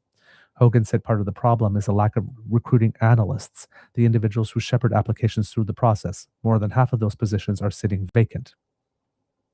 There you go. Boosting recruitment has been one of the RCMP Commissioner Mike Duham's main priorities since taking the job in 2023, but even initiatives to counter anemic recruitment figures haven't always worked according to the audit. The RCMP introduced the flexible posting plan in 2023, which allowed new police officers to choose the province or territory of their first assignment. The idea was to let new Mounties stay close to family if that was their goal. Hogan's audit said the plan has succeeded in attracting thousands more applicants than anticipated and surpassed its planned application number. Quote, however, the change also led to an unintended outcome. Chronic vacancies in some divisions increased, she wrote. Last summer, the RCMP began phasing out the posting plan and resumed assigning new police officers to divisions according to operational needs.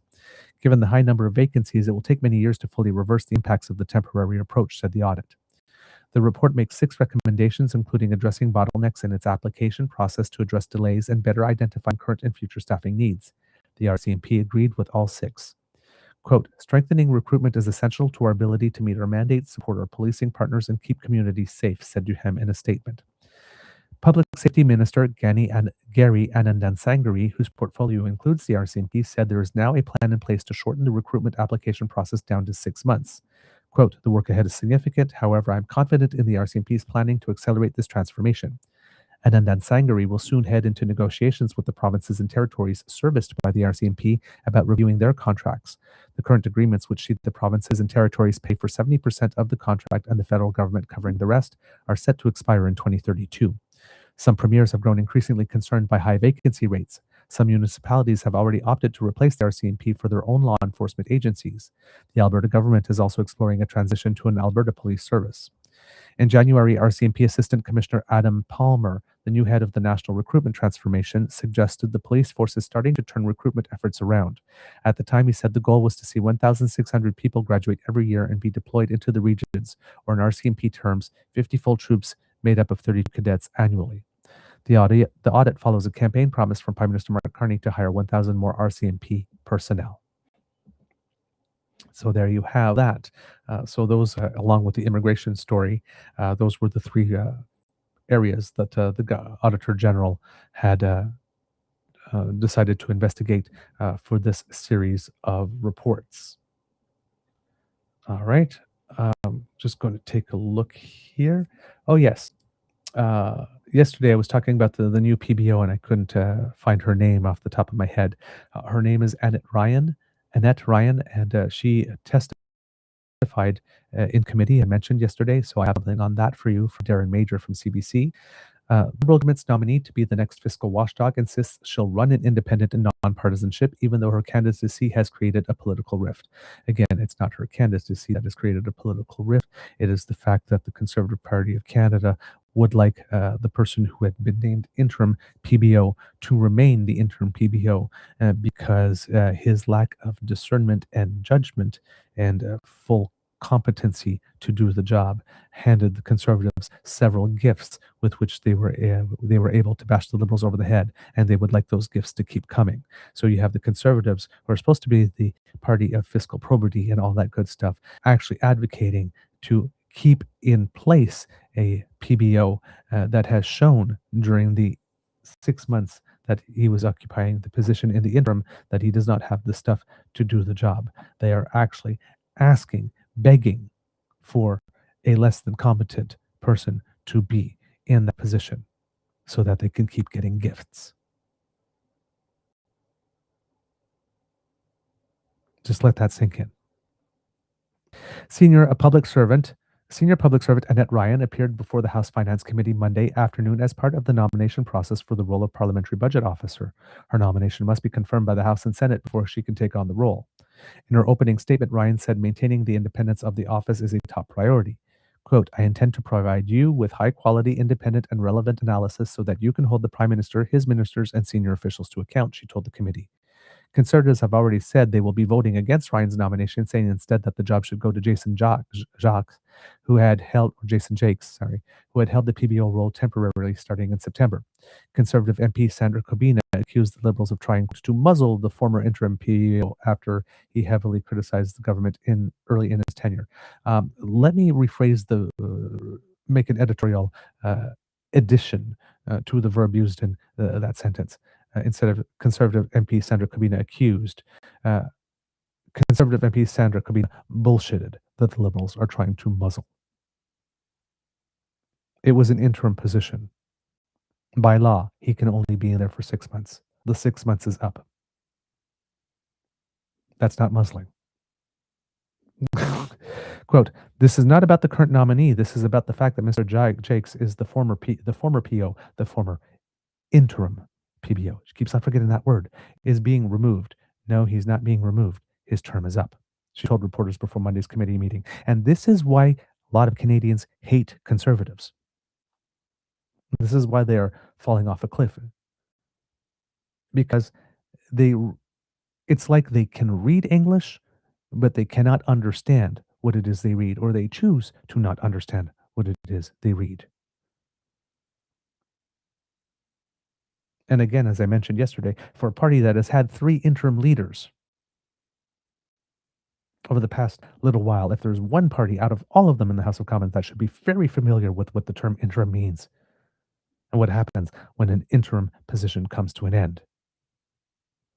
Did the Conservatives remove Rona Ambrose? Did they remove Candice Bergen? Did they remove Andrew Scheer?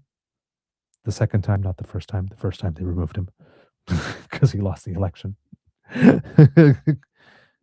They removed Erin O'Toole. This current iteration of the Conservatives could tell you a lot about that, because Pierre had a lot to do with sticking the knives in his back. But the interim leaders are not removed. Their term was up. And when their term is up and they are no longer interim, they are not being muzzled. Mr. Jakes is still working for the office. He hasn't been fired. He hasn't been told he can't speak. He's just going back to the position he had before he was interim. Quote, there's no credible reason to remove him and not appoint him permanently. Yeah, there is credible reason. Again, he's not being removed. By law, the time of his position is up. By law, you are supposed to be the law and order party. The law says he has to go. That's credible reason. Not appoint him permanently. There was a competitive process for the position of PBO. He put his name in the hat. He did not win that competitive process. During the time he was the interim PBO, he made some pretty grave mistakes. Mistakes that lost him the respect of members of his own community, including the former PBO, Kevin Page, and people at the International Monetary Fund, who decided to put some comments in an international report that was public. For a party that is allegedly about merit, Mr. Jakes did not show the merit required to hold that job permanently. And in a competitive process, it seems that Annette Ryan did. So yeah, it is about the current nominee. You don't want her because you want someone less competent in the position, because he makes mistakes that you can capitalize on. Ryan has held a number of senior positions across government, most recently as a deputy director at FinTrack, Canada's financial intelligence unit and anti-money laundering agency.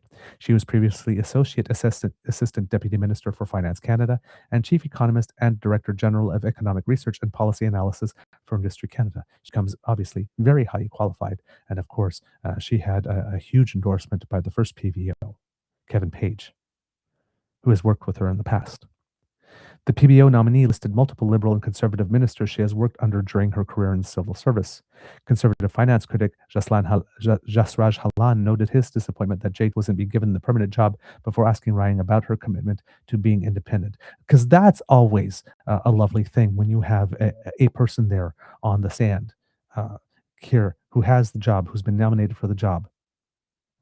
And they're sitting there in front of you, and you are there supposedly questioning her to get a sense of who she is and see whether or not she's competent for the job. And say to that candidate, to their face, that you're disappointed that the other guy didn't get the job. Hi, Miss Ryan. So glad that you're here. Thank you for coming. God, it really would have been better if that job had gone to the man, to the guy who showed that he wasn't competent enough to do it while he was there. But since I have you here, I guess I should ask you questions about you. Because that provokes a warm, fuzzy feeling. That's treating the witness with respect. Quote, I would see you MPs collectively as my boss, Ryan said in response to one of Helan's questions. I see the role as serving Parliament, she said, saying several times during the committee that she would hold the government's feet to the fire in her analysis. Helan also asked about Ryan attending Oxford at the same time as Prime Minister Mark Carney, if that would impact her work. She said it wouldn't and added that she and Carney knew each other at that time but didn't have the same social circles. PBOs can serve a maximum people who have held the position did not serve more than one term. Ryan told the committee that she only plans to serve one term to maintain the integrity of the PBO position. The last permanent budget officer, Yves Giroux, ended his term in September of last year. On his last day in office, the Carney government announced Jakes would serve as the interim PBO for 6 months. His term ended in early March. Jakes' tenure, they announced at the time he was nominated that he would be in the position for 6 months, and now the Conservatives are taking that and saying, no, he's been removed and muzzled. Jake's tenure got to a bumpy start when he was criticized for a controversial appearance before a parliamentary committee in September. He described the health of Canada's federal finances as stupefying, shocking, and unsustainable. Kevin Page, Canada's first PBO and the president of the Institute for Fiscal Studies and Democracy at the University of Ottawa, reacted passionately to Jacques' language, telling CBC's Power and Politics a few days later that Jakes was, quote, just wrong, and his musings, quote, were not consistent with the numbers. When the Organization for Economic Cooperation and Development issued its report on the PBO last month, it pointed to that performance as evidence that the PBO needs to improve how it communicates its findings going forward. And I'm going to issue a gentle correction on myself. I thought that it was the International Monetary Fund that had done that, but it was the OECD. And of course, Jakes told CBC News that his language in the hearing distracted parliamentarians from the message he was trying to convey and later softened his language in his analysis of November's federal budget. And to his credit, he did admit himself that he had made an error and could have done better. Of course, Jakes remains on staff at the PBO, as I mentioned earlier in this. So there you go, kids and cubs. I believe that's all I have for you today. What the hell is going on?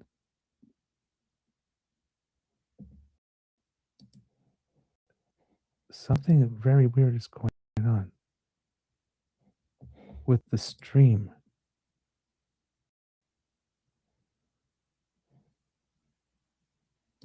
I'm sorry, kids and cubs. There we go. Okay. Sorry. For some reason, I was seeing not myself. I was seeing the thing when we zoom out the logo. So I thought that the entire time I had been speaking to you, that I actually wasn't on screen. Ah, my word. Okay. I scared myself there for a second. All right, kids and cubs, that's all I got for you this morning here. We hope that you like the show, a little improvised on the fly. Hopefully, I was able to give you some good information here. Kit Bucky talking about Trevor Jakes here. He performed poorly as interim PBO. Why would they even consider him qualified for the long-term post? Well, again, as I keep on mentioning, right? It's when the Conservatives make these types of statements, you also have to ask who benefits. What's the motivation and who benefits? The Conservatives want Trevor Jakes there, who didn't do the job well, for their own personal benefit. Because when he doesn't do his job well, he delivers little nuggets that they can use to get some press and fundraise off of. And since the Conservative Party of Canada is not so much a political party as it is an organizing, fundraising / grift ring, and the Conservative Party of Canada is a party that doesn't like to do the work, right? Doesn't like to do the hard work of consulting and putting together bills, but would rather just present motions that are improperly worded, and then they can run around and turn around and go, "Oh my God, the Liberals didn't accept our motion," like they just had one recently. Oh, we had a motion for the auto plan, and the Liberals voted it down. Our wonderful auto plan. What wonderful auto plan? It's a motion with a couple of lines. It's not a plan. There's no budget. There's no strategy. There's no tactical documents in there. There's emotion. If you're not doing the consultation, if you're not doing the research, just to say, "Hey, I have a good idea. Let's go back to the auto pack. Let's cut the GST on cars one." That's not a plan. It's marketing.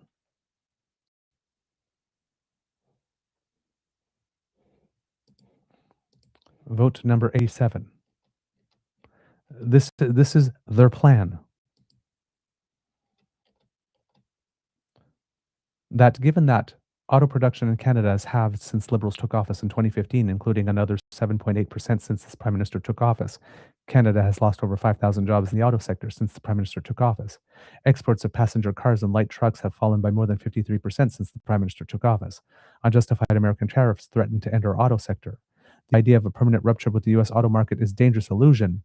The dangerous illusion. That's the new code word, the new slogan word for the Conservatives. Everything's an illusion. As the US buys 90% of Canadian made automobiles and the rest of the world buys 1%. The Liberals government has failed so far to table a plan that would persuade Americans to remove tariffs on Canadian goods. There is no such plan possible. Conservatives. The House calls on the government to support the Conservative plan to double automotive production through a tariff free auto pact that the United States has already said it does not want. That includes A, making it easier to build and buy Canadian by removing the GST on all Canadian made vehicles and their ending counterproductive liberal EV mandates and rebates and harmonizing tailpipe emissions reduction with our North American partners. Bringing home production through performance by implementing a rule where for every car produced in Canada, the same manufacturer would get to sell a car in Canada duty free from a CUSMA partner on a dollar for dollar basis, similar to the 1965 Canada US Auto Pact.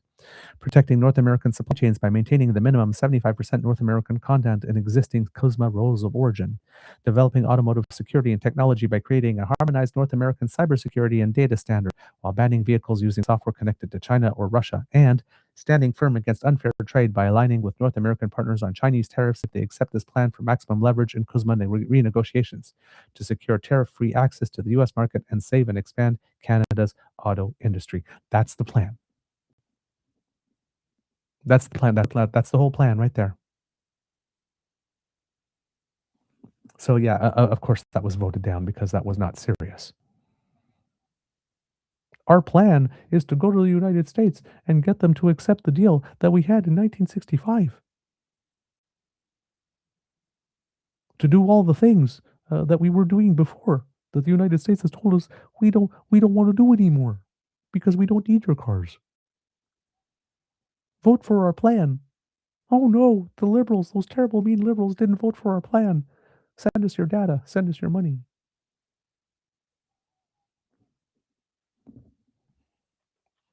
Unimpressed face. Kits and cubs. Jeez, man. All right.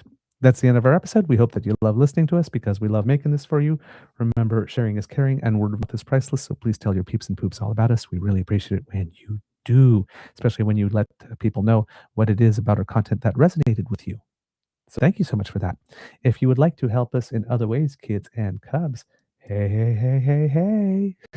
I saw that comment from you, Kitlin, just as I was about to flip on to get the QR code. To be fair, Trump would not know it was the plan from 1965.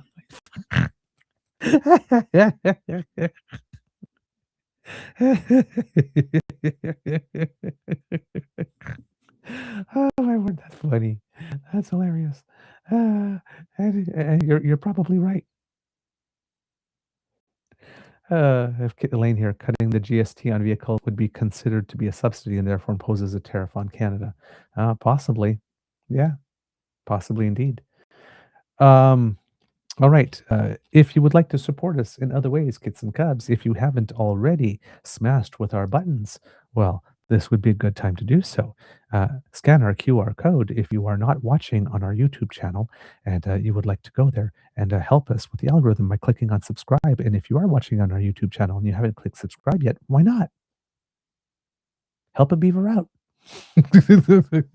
And while you're there, please click on our like and share buttons as well, because those help us as well. Kits, Elaine, and Cassie would definitely approve, and their approval means a lot. So go ahead, smash with our buttons. Get freaky. Again, we don't judge. We actually approve of smashing. Smash as often as you can. It's a good thing. Kits and Cubs, if you would like to help us in other ways, because we do incur some costs to bring this show to you.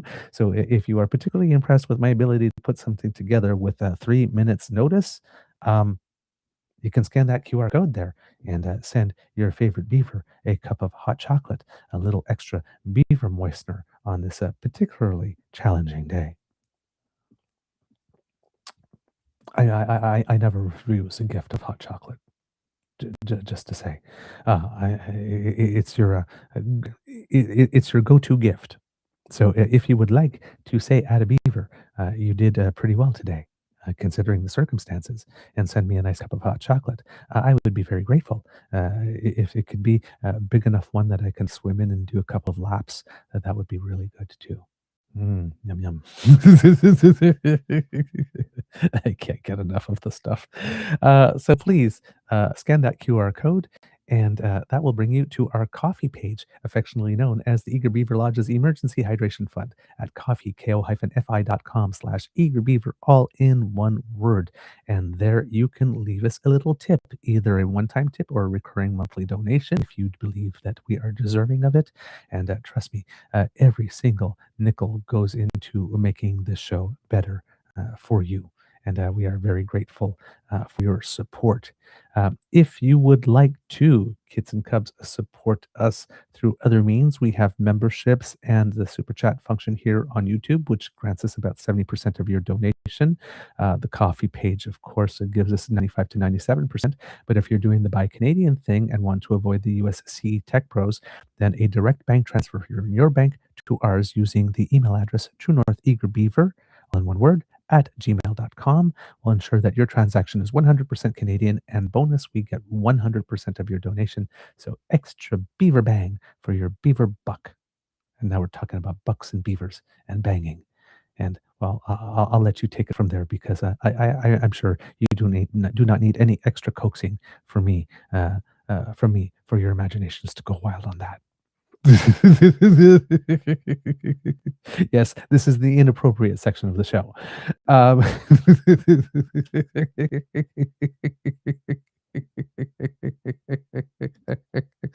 man. And of course, Kits and Cubs, if you are not able to contribute financially, then please, of course, do not worry, because the gifts of your attention and participation are the ones that matter the most to us, and we want to hear from you. So please use that same email address, truenortheagerbeaver at gmail.com, to let us know what you think about the show, to send us some guest suggestions. Remember our hashtags: Kits Who Cook, Kits Who Cultivate, and Kits Who Craft. Please use them. Let us know what it is that you are eating, cooking, putting together, making, designing, growing, seeding, sowing, all of that kind of stuff. Give us your gardening tips. We're getting close to that time of year here. So everything, all of it is helpful. And of course, your good news, so that when we're doom scrolling and it gets things get a little heavy, when you have some joy going on, allowing us to share in your joy really helps us get through the day. So thank you so much for all that you do there. Because democracy is something that you do, remember April 13th is by-election day if you're in Scarborough, Southwest, University, Rosedale, or Terrebonne. So please make your plan to vote and tell your friends. Don't go vote alone. And if you would like to work at a polling station, I'm sure that Elections Canada would be very happy to hear from you. Of course, this weekend, coming up on the 29th, is the NDP leadership convention, and that's the date we will find who the new leader is. Probably is too late now to send in your vote by mail to get it in on time, so hopefully you have done that already. But if you are attending the conference in Winnipeg, you will get to vote in person there, so please do so. There are two other leadership campaigns going on in the province of British Columbia for the leadership of the BC Conservative Party, and in Quebec for La Coalition Avenir Québec. That race ends April 12th, and the one in BC ends sometime in May. So please participate in that. Also, Kits and Cubs, this weekend is, well, in the United States, they call it No King's Day, but here at we call it No Tyrants, because, well, we actually actually do have a king. So there will be some protests all over Canada and on March 28th, which is, I believe, is Saturday, if I'm not mistaken. So please find out where it is that there are some things in your community to show up for that. I know that there will be some major activity in Toronto for No Tyrants Day. In the United States, No King's Day, this will be the third one. They had the first one in June, where I believe it was around the same time or on the same day that Trump held that military parade for himself. That was a dismal failure and terribly attended. But the No Kings protest received 5 million participants that first time. And then I believe they had a second one in October, if I'm not mistaken. And it would seem when it came to that one, about 7 million people showed up for that one. So they are expecting a whole lot more this time around. And in the first protest, day of protest, generated 2,500 events going on across the country in the United States. The second one had 2,700, and for the one that is planned for this weekend, there are 3,100 events planned at this time, with the flagship protest being in Minneapolis, Minnesota, of course. And it appears that Bruce Springsteen, the boss, had announced that he would be performing in person at that No Kings event in the United States. And so we will have that here in Canada as well, as No Tyrants. So very important stuff. If you can get out and participate in that, that would be very, very good, because sometimes you need to put your body in the game, right? And what better way to do it than a protest? And hey, might be a good time for those of you who are a little more active to build up your personal networks as well. So please do participate in that if you are able. We also have House of Commons petition E7148 that is available till April 7th, 2026, sponsored by Bruce Fanjoy. And it's a petition that calls upon the House to make it such that party leaders need to get their NSICOP level security clearance, something that Pierre Poliev, and I have put it here in the chat. There you go. There's the link. And finally, if you are interested by the high-speed train consultation, there are still some public sessions and some virtual sessions to get an idea of what's going on. And the comment period is open until the 29th. So you have 3 more days. altotrain.ca is where you would go for that. And I think that's all I have for you with regard to that, kids and cubs. Words of wisdom.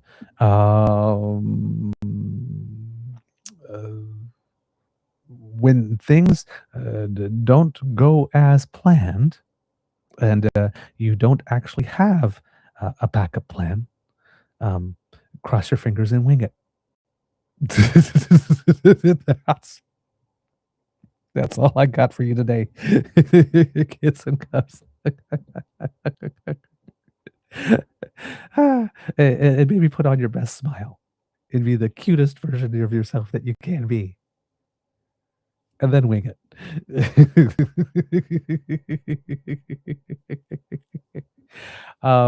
So yeah, that's the best advice I got for you today. Those are my words of wisdom. Probably not exactly wise, and maybe not something that you should follow as a recommendation on a regular basis. But that's what I got for you today, kids and cubs. It could be a tough world out there, so please be kind to and gentle with yourself, and we'll be back with a little bit of news of Canadians who make us proud right after kids and cubs, the cock-a-doodle-doo moment. It's time for some audience participation at the count of 3. 1, 2, 3. Kids and cubs, please say, Mr. Beaver, please cue the cock. 1, 2, 3. Oh, yeah. There we go. That was beaverific. And therefore, here's a little cock-a-doodle-doo just for you. Yeah, you. I'm talking to you right there. Yeah, this is for you. You are listening to a True North Eager Beaver Media Incorporated podcast. The True North Eager Beaver podcasts are proudly brought to you by our founding sponsors, the Misfit Mysteries from Corvid Moon Publishing, your source for science fiction, fantasy, and cozy mysteries featuring a broad diversity of characters. CanadianTarot.com, their uniquely Canadian online eclectic tarot community, and the Peppermaster, hot pepper sauces made from farm-fresh ingredients to thrill your taste buds and expand your mind. We are grateful to the Crier Media Network for its support, Pete Jarvis for our artwork, and Paul Joseph Something for our opening and closing sequence music.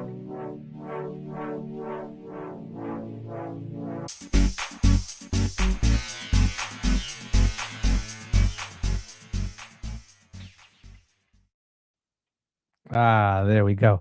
A little bit of news about Canadians who make us proud. I mentioned it very briefly because I talked only about one of the people or two of the people. But on last Sunday was the Academy Awards, the Oscars, and it was Canada Day at the Oscars. We raked in some hardware here.